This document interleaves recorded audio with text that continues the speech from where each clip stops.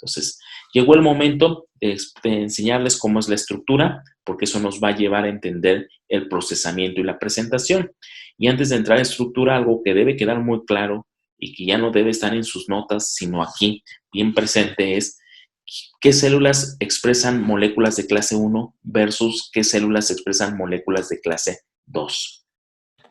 Las de clase 1 eran de las células nucleadas y las de clase 2 eran las células presentadoras de antígeno. Efectivamente, eso tienen que tener presente.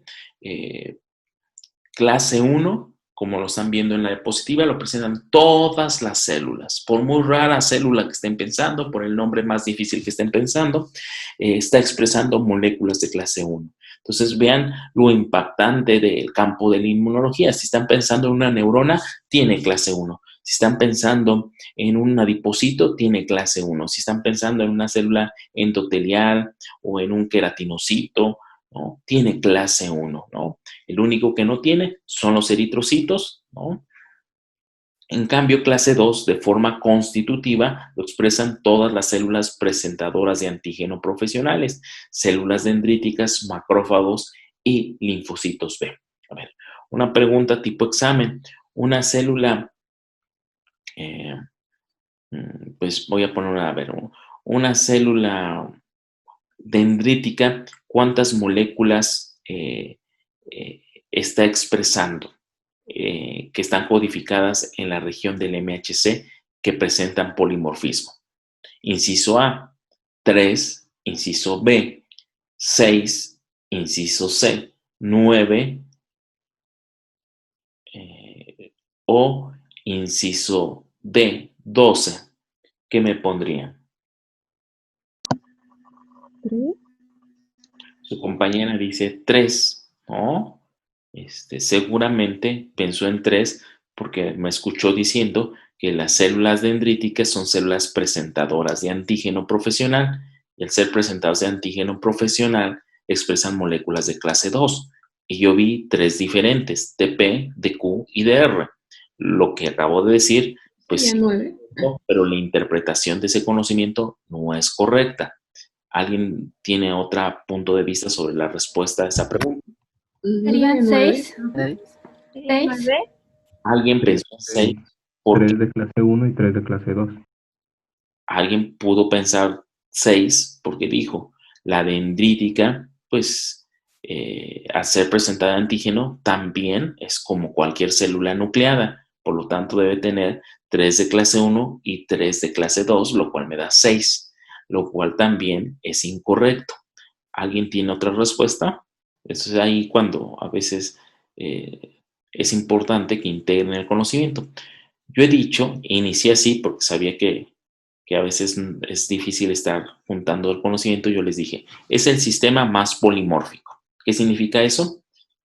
Que no va a coincidir, ¿no? Yo tengo diferentes alelos a los de ustedes. Es más, yo les dije que se expresa de forma codominante. ¿Qué quiere decir? Que de cada loci, de cada región en el brazo corto del cromosoma 6, se expresan 2 moléculas diferentes. Entonces, juntando eso, ¿qué significa? Que si yo tomo una célula dendrítica, va a tener 2 genes, 2 alelos diferentes en la región HLA, 2 en el B, 2 en el C. ¿Cuántas moléculas me generaría? 6, ¿no? 6.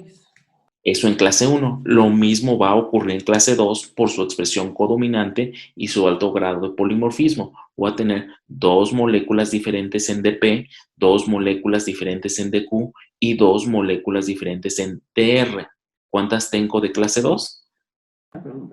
6 y otras 6 son 12. La respuesta correcta sería 12.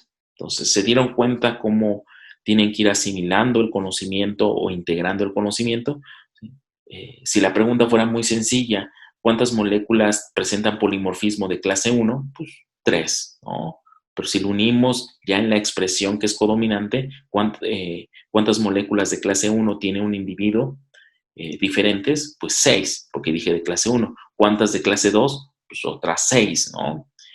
Pero si yo ya lo pongo aterrizado un ejemplo, por decirle, tomo una célula dendrítica o un macrófago y les pregunto en su superficie de las moléculas que presentan polimorfismo, ¿cuántas ¿hasta cuántas puede tener diferentes?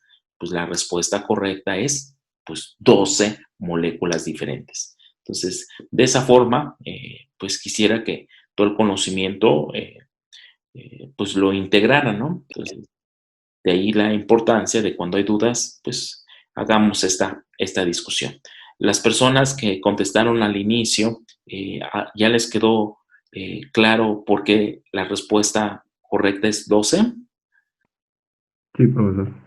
Perfecto. Bueno, entonces vamos a continuar. Vamos a poner una diapositiva de moléculas de clase 1. Les voy a pedir un favorzote. No sé dónde dejé mi celular. Entonces me avisan cuando ya vayan a dar las 8:25, ¿no? Entonces, le estoy proyectando una molécula de clase 1 y la clase previa yo les proyecto. Clase 1, la consecuencia de ese LOCI, si me voy a la HLA-B, el producto es una sola cadena que polipeptídica. Si viene del OSI-B, pues es una cadena alfa de B. Si viene del OSI-C, de la región genética C, pues es un alfa C, ¿no? A diferencia de las clases 2, que el producto, la consecuencia son dos cadenas polipeptídicas, ¿no? Entonces, una cadena polipeptídica de clase 1, ¿cómo me la pudieran describir? Quizá no es una imagen real, voy a empezar con caricaturas y terminamos ya con las imágenes reales. Quisiera que me la describieran, pero igual solo la entiende el que hizo el dibujo. Lo que trato o se trata de demostrar en ese dibujo es lo siguiente. Entonces, está formada por 3 dominios extracelulares, uno llamado alfa 1, otro llamado alfa 2 y otro llamado alfa 3, ¿no? Un dominio transmembranal, ¿no? Y una pequeña cola citoplasmática. De entrada, al ver este tipo de caricatura de dibujo, esto es una membrana, nos hace pensar que no es una molécula que va a dar señales al interior de la célula, puesto que pues no observamos una cola citoplasmática pues con dominios propios que van a propiciar señalización. Entonces, su función o lo interesante de esta molécula pues va a estar afuera. Cuando yo sigo describiendo estos dominios en un contexto de que es el sistema más polimórfico, realmente el polimorfismo está presente en los dominios más externos, ¿no? ¿Cuáles serían los dominios más externos? El alfa 1 y el alfa 2. Entonces, incluso el alfa 3 es poco polimórfico, pero para que pueda tener esta conformación, como está aquí en el esquema, siempre una molécula de clase 2 va a estar asociada a una molécula que se llama así, beta 2 microglobulina. Se abrevia así, beta 2M, y se dice que es una beta 2 microglobulina. Esta molécula le va a permitir que realmente una cadena polipeptídica alfa de clase 1 pues pueda tener esta conformación, ¿no? Ojo, y clásico que siempre nos perdemos. A veces les pregunto, la cadena beta 2 microglobulina, bueno, antes de preguntarles les comento, creo que igual iba a resultar muy obvio, pero igual y no. Esta beta 2 microglobulina no está codificada, vean, la cadena beta 2 microglobulina no está codificada en el brazo corto del cromosoma 6, es decir, no se encuentra en la región del MHC, ¿no? ¿Dónde se encuentra? Aquí les pongo que está codificada en el cromosoma 15, incluso muy alejada del brazo corto del cromosoma 6, pero ya como molécula siempre se va a transcribir para asociarse a esa cadena alfa. Este dominio de la beta 2 microglobulina se dice que pertenece a la superfamilia de las inmunoglobulinas. ¿Alguien recuerda qué es ese dominio de inmunoglobulina? Pues es el dominio de donde están las IgGs y las IgMs, ¿no? Ok, por primera vez se le dio nombre a dominio de inmunoglobulina porque fueron estudiadas en las inmunoglobulinas, en los anticuerpos, ya sea de IgGs, dice su compañero, porque efectivamente recuerden sus clases de laboratorio, donde el primer anticuerpo que se estudió su estructura, los que estaba estudiando Porter, Edelman, pues era una IgG. Entonces, ¿Alguien recuerda cómo es una estructura de un anticuerpo? Bueno, lo básico es una cadena pesada, una cadena ligera, pero si toman una cadena pesada, ya sea gamma, gamma 1, gamma 2, gamma 3 o gamma 4, es cuando ven su estructura, tiene dominios. Bueno, esos dominios, ¿cómo son tridimensionalmente? Pues el anticuerpo tiene como forma de Y. Ok, bueno, no se preocupen, tenemos nuestra clase de anticuerpos, ¿no? En el contexto del linfocito B. Y efectivamente muchos tenemos esa noción, ¿no?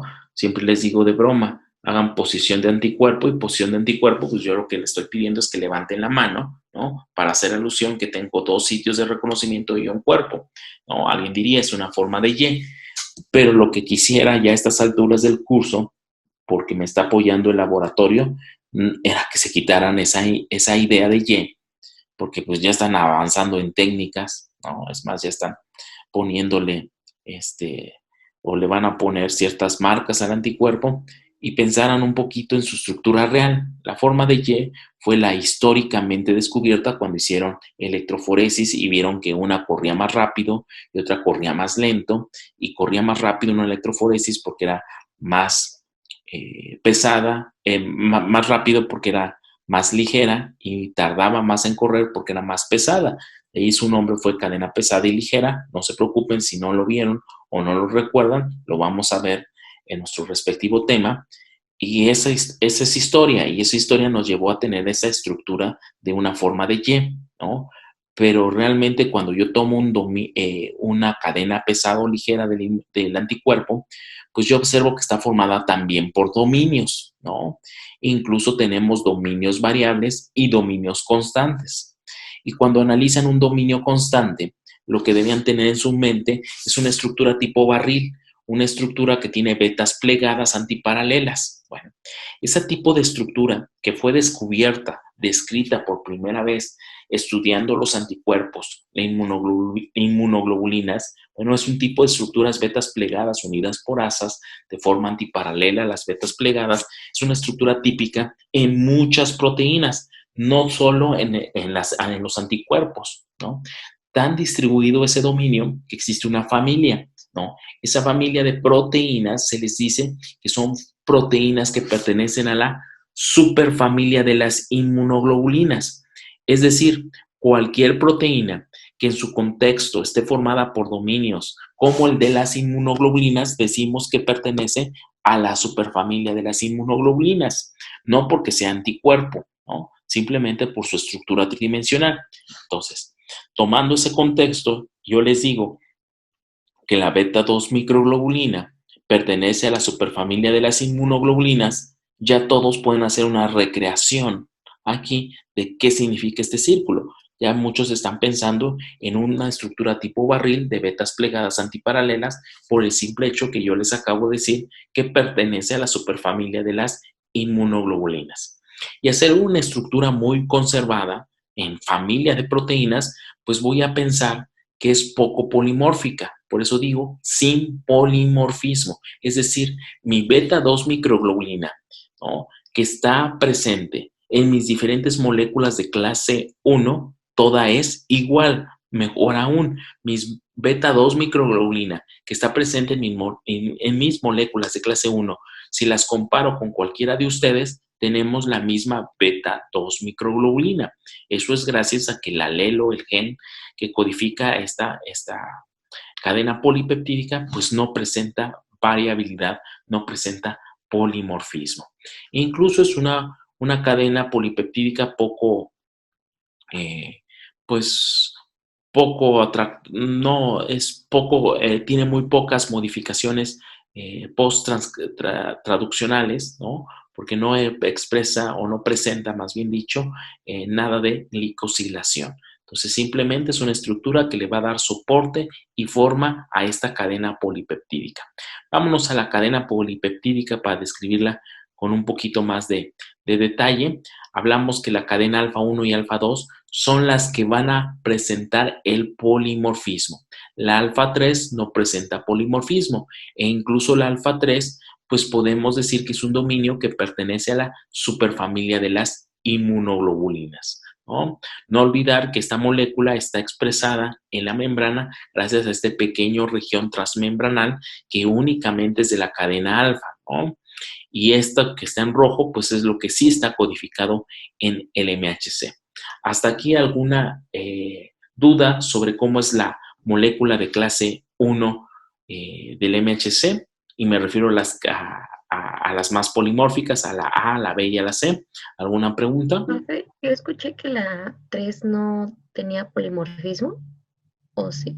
La 3, no, el dominio alfa 3 que conforma toda la cadena polipeptídica es constante, y al decir que es constante, pues no presenta polimorfismo. Entonces, aquí añadan más conocimiento a todo lo que hemos discutido. Dentro de ese sistema más polimórfico, no es completo en la molécula, sino el polimorfismo se está concentrando en estos dominios más externos. Al final de la clase nos vamos a dar cuenta porque estaba concentrado en esos dominios más externos, porque nos estamos acercando a su función. ¿Más preguntas, más dudas? Profe, había dicho que la beta 2 activaba alfa 1 o se unía a alfa 1. No se unía. Bueno, se une a toda la cadena polipeptídica, ¿no? Para darle esta conformación. Quizá ahorita que pase a la estructura tridimensional se va a observar mejor. Inicialmente se pensaba que estaba interaccionando únicamente con alfa 3. Hoy lo último que se sabe es que interacciona tanto con alfa 3 como alfa 1 para darle esa conformación. Pero ojo, esta interacción que va a presentar no es de manera covalente, sino es de forma no covalente. Y efectivamente, sí hay unos enlaces no covalentes para darle esta conformación. Quizá pueda adelantarme tantito, con esto quedaría más reafirmado el tema de cómo es una molécula de clase 1. Se las presento, una molécula de clase 1. En azul está la cadena alfa, ¿no? Este es alfa 1, es la cadena alfa, está en azul. Observen el dominio alfa 1, el dominio alfa 2 y el dominio alfa 3. Quizá ya con su estructura real, pues nos da pues la visión de por qué real, pues nos da, no sé, algo pasó, pero ya me están escuchando en tiempo real. Sí. Ok, entonces se ve en azul la cadena alfa. Aquí está el dominio alfa 1, el dominio alfa 2 y el dominio alfa 3 aquí en la diapositiva que se veía su estructura. Y efectivamente también se ve la beta 2 microglobulina, que aquí está en gris, y como bien apuntó su compañera, pues se ve que se está asociando de forma no covalente a ciertos dominios. Y hoy se sabe que interacciona tanto con el dominio alfa 1, vean por esta parte, y con el dominio alfa 3, pero es de forma no covalente, ¿no? ¿Hasta aquí alguna duda? ¿Más preguntas? Profe, dijo que estaba interaccionando con la alfa 2 o con la alfa 1. Con alfa 1 y alfa 3. Ok, gracias. Estoy seguro que después de ver la diapositiva, lo que más les llamó la atención de la estructura que fue, seguramente esto, ¿no? Es una estructura muy bonita. Tiene una plataforma de betas plegadas, ¿no? Y alfa hélices, ¿no? Pareciera que aquí hay algo. Bueno, esto algo le llamamos surco, ¿no? Este surco va a tener una función. Aquí es donde van a descansar realmente los péptidos que son presentados a los linfocitos T, ¿no? Pero antes de empezar a hablar de los péptidos, pues quisiera que tuvieran bien presente cómo es la estructura. Entonces, ya analizamos clase 1, vamos a clase 2 y observen, clase 2 se las pongo en caricatura. A diferencia de clase 1, la clase 2, la cadena alfa, tiene dos dominios, un alfa 1 y un alfa 2, y la cadena beta, un dominio beta 1 y un dominio beta 2. Ojo, esta no es beta 2 microglobulina. Observen que al hablar de clase 2, hablo de dos cadenas polipeptídicas, ¿no? Si yo quisiera describir la de cadena alfa, observen dos dominios. El alfa 1 es el que presenta mayor polimorfismo en la mayoría de las moléculas de clase 2. Si quieren ver una excepción, en el DR alfa, ¿no? De la región HLA-DR, no presenta polimorfismo, pero en la gran mayoría presenta estos dominios, es el polimórfico. El alfa 2 que aquí está esquematizado como una bolita, es el que no es polimórfico, es constante, pertenece a la superfamilia de las inmunoglobulinas. También está dominio a esta cadena alfa en una región transmembranal. Nuevamente no observamos cola citoplasmática, lo cual nos sugiere que no es una molécula que señalice, sino su función va a estar acá en la forma externa, ¿no? Algo muy parecido ocurre con la cadena beta, también formada por dos dominios. Nuevamente, el más polimórfico es el beta 1, el más expuesto, el que es constante es el beta 2, e incluso vuelve a pertenecer a la superfamilia de las inmunoglobulinas. Pero cuando ya lo veo en la realidad y lo que trato de comparar con clase 1, que está del lado izquierdo para ustedes, les voy a proyectar una molécula de clase 2. ¿Qué me pueden decir? Que aunque está formada por dos cadenas polipeptídicas, ¿se parece a quién? ¿Es el de clase 1? Efectivamente, observen, formado por dos cadenas polipeptídicas, pero da lugar o trata de semejar algo muy parecido.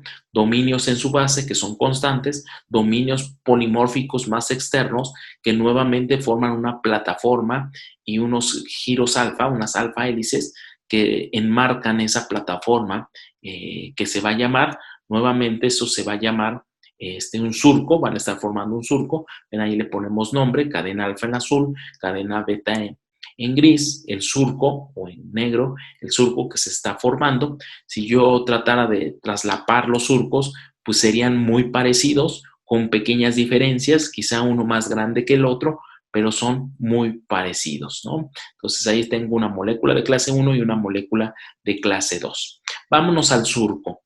Les pongo una vista superior del surco de clase 1 y les decía que su función al ser altamente polimórfico, pero sin embargo mantiene este tipo de estructuras, es para hacer esto, porque el surco, para que sea estable esa molécula, siempre debe tener un péptido. Observen este péptido que está aquí. Este péptido está interaccionando con el surco. Observen, este es el péptido que está en amarillo. ¿Con qué interacciona con la molécula alfa 1 y alfa 2?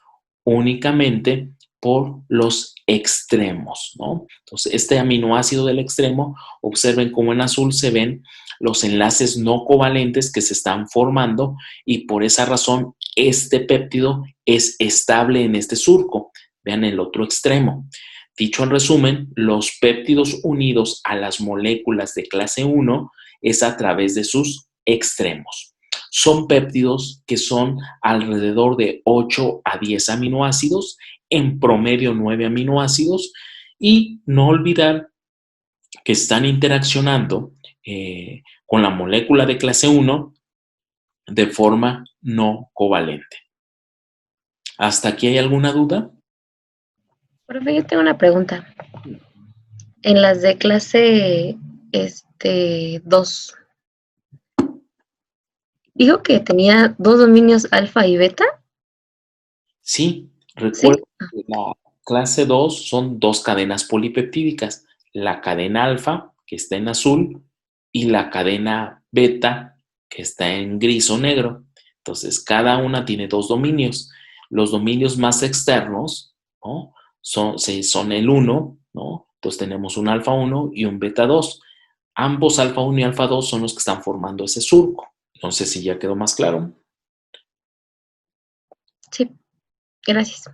De nada, vamos a observar la de clase 2. Observen el surco. Nuevamente en el surco hay un péptido. ¿Qué es lo que notan de diferente con las de clase 1? ¿Qué me podrían decir? Que hay más interacciones. Efectivamente, que el péptido que está en el surco de clase 2 está interaccionando a lo largo de toda la hendidura, a lo largo de todo, pues la plataforma que se está formando en esa molécula de clase 2. Vean, este aminoácido está interaccionando aquí, este de acá acá, este de aquí acá, no todos los aminoácidos, sino algunos, ¿no? Tanto así que observen una estructura más por mapa de densidades. Observen como que se forman unos hoyos donde ciertos aminoácidos pues tienen afinidad para colocarse a lo largo de esta hendidura de moléculas de clase 2. Efectivamente, eso es correcto, ¿no? Yo lo visualizo de una forma chistosa, les digo, es como colgar ropa en un tendedero, ¿no? Quizás ahora todos tienen secadora y ya no cuelgan ropa, pero cuando se cuelga ropa en un tendedero, cuando usan 2 pinzas, generalmente la cuelgan de los extremos, ¿no? Esa sería una forma de clase 1, ¿no? Y a veces cuando la prenda está muy mojada o es muy grande o muy pesada, no es suficiente colocarla por los extremos y en lugar de poner solo 2 pinzas, ponen varias pinzas a lo largo de la prenda. Entonces es como el péptido está en una molécula de clase 2, ¿no? Ahora, ya con esta información estamos a punto de entender algo que es un proceso muy difícil de entender. Es el descrito por primera vez por Rolf Zinkernagel, Premio Nobel de Medicina y Fisiología en 1995. Lo cito porque ha ido en 2 ocasiones a la Facultad de Química, impartido su plática sobre inmunidad. Él ganó el Premio Nobel por descubrir lo que a continuación vamos a observar, pero para poder entender a qué se refiere él con restricción génica o restricción al MHC, teníamos que tener todo este antecedente, ¿no? Entonces, ¿hasta aquí hay alguna duda? Esos péptidos que les acabo de señalar, que está en clase 2 o en clase 1, son los péptidos que son reconocidos por el linfocito T. Cada que decíamos que el linfocito T solo reconoce antígenos proteicos, era por esa razón, porque solo va a reconocer los antígenos que están presentados o en esta molécula de clase 2 o en esta molécula de clase 1, ¿no? Eso que decíamos, que solo son péptidos, ¿no? Y que son diferentes los de clase 1 y clase 2, es por eso, porque algunos son de mayores dimensiones. Observen, esto hablo de un péptido mayor a 13 aminoácidos, ¿no? Y hablo de un péptido bien restringido de 8 a 10 aminoácidos. Eso es lo que ve el linfocito T. ¿A través de qué receptor es capaz de ver ese péptido el linfocito T? ¿A través de su TCR? A través de su TCR. Bueno, teniendo todos esos elementos en mente, vamos a observar lo siguiente, poco a poco. ¿Qué les presento ahí? Una molécula de clase, bueno, ahí dice clase 1. ¿Por qué pensarían si le hubiera borrado clase 1 que es una de clase 1? Porque está unida por los extremos. Porque se observa un péptido, ¿no?, de pocos aminoácidos, que ni tantos. Si los cuentan, espero que cuenten 9 bolitas amarillas. Si no, quítenselas mentalmente. Y lo que dice su compañera es que pues ve que está interaccionando aquí y está interaccionando acá. Entonces es un péptido de clase 1 y otra forma es que aquí está marcado que este es un alfa 1 y este es un alfa 2. Y recuerden que la de clase 1 está formada por una cadena alfa y la beta 2 microglobulina, pero el surco únicamente por la cadena alfa, ¿no? Entonces, ahí está el péptido en amarillo y ahora les voy a dibujar, ¿no?, un TCR. Me adelanto de TCR. El TCR tiene también 2 cadenas polipeptídicas, una beta y una alfa, ¿no? Entonces voy a enseñarles la parte más externa del TCR, lo que va a ser capaz de reconocer al péptido, ¿no? Entonces, molecularmente, yo hablo que tiene tres regiones de cada cadena, las que van a interaccionar con su antígeno, ¿no? Entonces, aquí está la cadena alfa del TCR, la cadena beta del TCR, esto que está en amarillo, en verde pistache, pues son las regiones que interaccionan, las que reconocen. No se preocupen qué significa CDRs. CDRs significa regiones que determinan la complementariedad, ¿no? Son los sitios activos de reconocimiento. Y lo más interesante es lo siguiente, ¿no? Observen qué va a pasar cada que digo que un linfocito T reconoce un antígeno. Es decir, cada linfocito T reconoce solamente péptidos procesados y presentados en moléculas del MHC. Lo que estoy diciendo que debe tener el péptido en una molécula de clase 1 o de clase 2. En mi ejemplo va a ser uno de clase 1. Entonces voy a poner el reconocimiento y observen qué están encontrando, ¿no? ¿Cómo reconoce el T con su TCR el péptido? ¿Solo reconoce el péptido o qué otra cosa está reconociendo? El TCR está siendo capaz de reconocer también la propia molécula del MHC, ¿no? Entonces observen, aquí lo que traté de esquematizar es lo siguiente. Este CDR2, ¿no?, está reconociendo esa parte del péptido. Este CDR3 de cadena alfa está reconociendo esta parte del péptido. Este CDR2 está reconociendo esta parte del péptido. En su conjunto, me queda claro que ese TCR reconoce el péptido. Pero ¿qué está reconociendo este CDR1 de cadena alfa o este CDR1 de cadena alfa, de cadena beta, y este CDR3 de cadena beta? Por poner un ejemplo. No está viendo el péptido. ¿Qué está reconociendo? La propia molécula de clase 1, ¿no?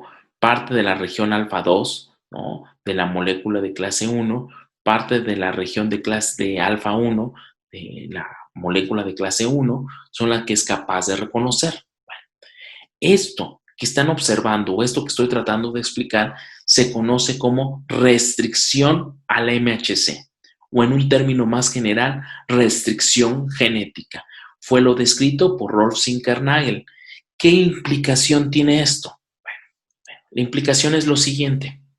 Imagínense que todos nos infectamos con un virus X. Ya no voy a poner ejemplo para no ponerlo feo mi ejemplo. Piensen en el virus X. ¿Están de acuerdo que el virus tiene parte proteica? Todos nosotros nos ponemos en contacto con ese virus, el cual va a introducirse, va a infectar alguna de nuestras células, ¿no? La respuesta inmunológica, la innata, no es suficiente, entonces requiero que entre la adaptativa y quiero que entren los citotóxicos, ¿no? Para que un linfocito T citotóxico pueda hacer acción, se necesita activar. Y para que se active el linfocito T citotóxico, ¿qué requerimos según las clases previas? ¿Presentación del antígeno? Exacto, que una célula de inmunidad innata o una presentadora de antígeno, pues le lleve el antígeno procesado y presentado. Y ahora entendemos qué es eso, llevarle el antígeno en esta molécula, ¿no? En esta molécula y un péptido aquí. Imagínense que todos le vamos a llevar el péptido de estos aminoácidos. Imagínense que el péptido de la proteína de espiga, de la parte del aminoácido 330 al 339. Se lo vamos a llevar aquí. Ahora, la pregunta es, si yo tuviera un TCR que reconoce ese aminoácido de esa proteína, de ese virus, ¿qué va a pasar con todos nosotros? ¿Todos se la vamos a llevar en las mismas condiciones? ¿Sí o no? Junten lo que acabamos de ver con eso del polimorfismo. No. ¿Por qué? Porque acabo de decir en las diapositivas anteriores que ese es el sistema más polimórfico y se expresa de forma codominante. ¿Qué significa? Si yo estoy esquematizando un ejemplo de clase 1, pónganle nombre a esa molécula de clase 1.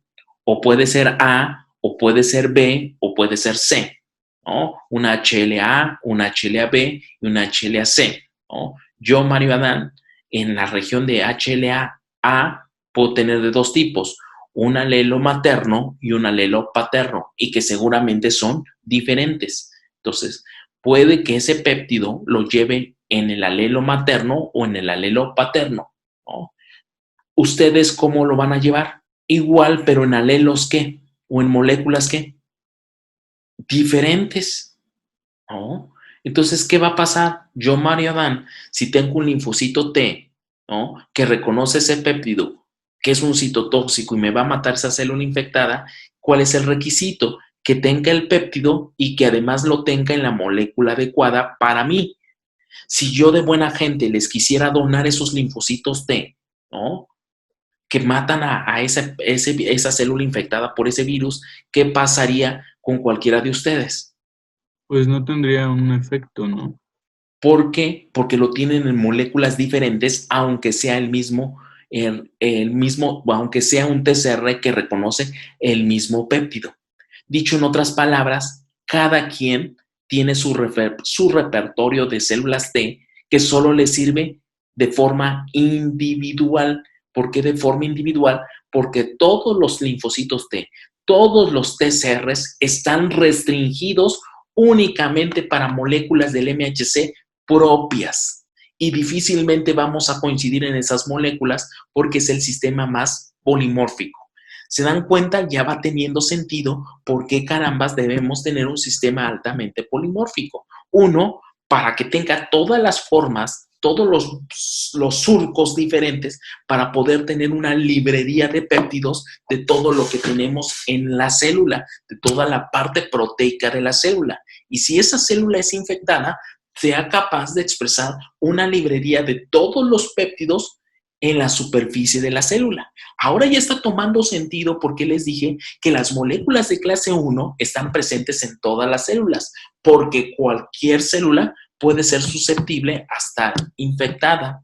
Ahora ya tiene sentido porque cada respuesta de T es propia para cada individuo. No la puedo donar porque hay una restricción para poder funcionar, para poder reconocer. Bueno, esa restricción es lo que se conoce como restricción al MHC o restricción genética. ¿Dudas, preguntas, inquietudes?